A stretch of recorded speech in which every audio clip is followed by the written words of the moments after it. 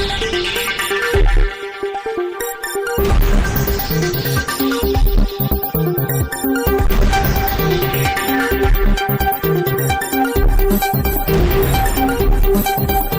દર્શક મિત્રો, આપ જોઈ રહ્યા છો શિનોર સમાચાર। અમદાવાદ ખાતે હ્યુમન મેટાન્યુમો વાયરસ એટલે કે HMPV નો પહેલો કેસ આવતા જ આરોગ્ય તંત્ર સતર્ક।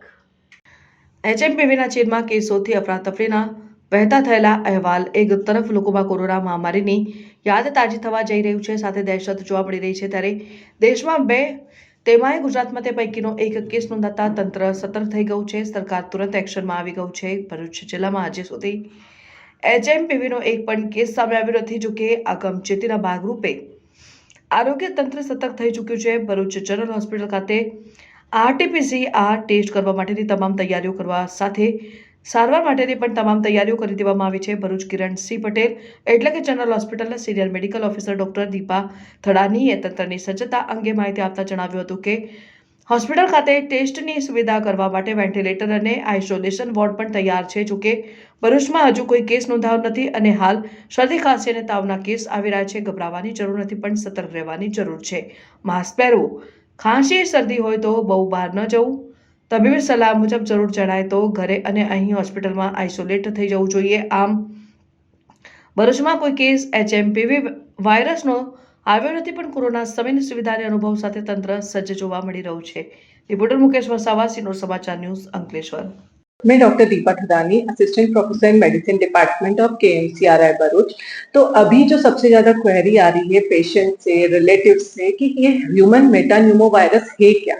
तो ये भी एक नॉर्मल सर्दी खांसी जुकाम वाला वायरस है जो ठंड के दिनों में मौसम चेंज होने की वजह से होता है।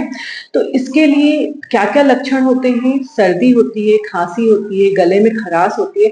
हाँ, जो एक्सट्रीम ऑफ एजेस है, जैसे कि ज्यादा एज के लोग, जैसे 65 साल से ज्यादा उम्र के लोग या कम उम्र के लोग, उनमें ये ज्यादा सिम्टम्स प्रोड्यूस कर सकता है, निमोनिया करवा सकता है और जानलेवा भी हो सकता है। पर ऐसे केसेस बहुत कम है। ये कोविड नहीं है, कोविड की तरह वायरस है, पर इसके इतने क्रिटिकल साइड इफेक्ट नहीं देखे गए हैं, इतनी ज्यादा मॉर्टेलिटी इसमें अभी देखी हुई नहीं गई है। कुछ केसेस अभी अहमदाबाद में सिर्फ एक केस डिटेक्ट हुआ है, बेंगलोर में 2 केसेस डिटेक्ट हुए हैं, भरूच में अभी तक कोई भी केस डिटेक्ट नहीं हुआ है।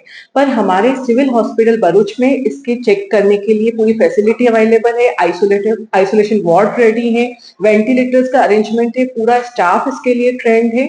पर अगर हम इससे प्रिवेंशन की बात करें कि कैसे हम इस वायरस से बच सकते हैं, तो हम इस वायरस से बहुत आसानी से बच सकते हैं। जिनको भी सर्दी खांसी जुकाम हो रहा है उनसे दूरी बना के रखें।